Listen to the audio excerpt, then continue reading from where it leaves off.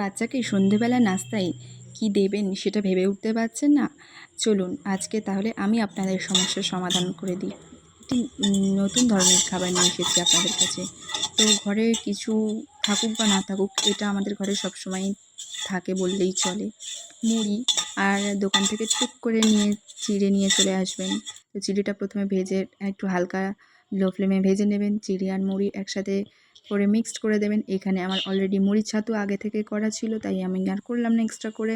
আর এটা হচ্ছে চিড়ে, যেটা হালকা করে আমি ড্রাই রোস্ট করে নিয়েছিলাম। তো দুটো একসাথে করে আমি ভালো করে গুঁড়ো করে নিয়েছি মিক্সার গ্রাইন্ডারে।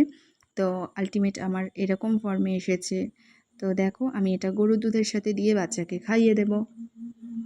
তো এটা হচ্ছে বাচ্চাদের সন্ধ্যেবেলার নাস্তাও দিতে পারেন, আপনারা সকালবেলার নাস্তায়ও দিতে পারেন, কোনো অসুবিধা নেই। এটা অনেকক্ষণ পেট ভরা থাকবে এবং হেলদি নাস্তা। টাটা।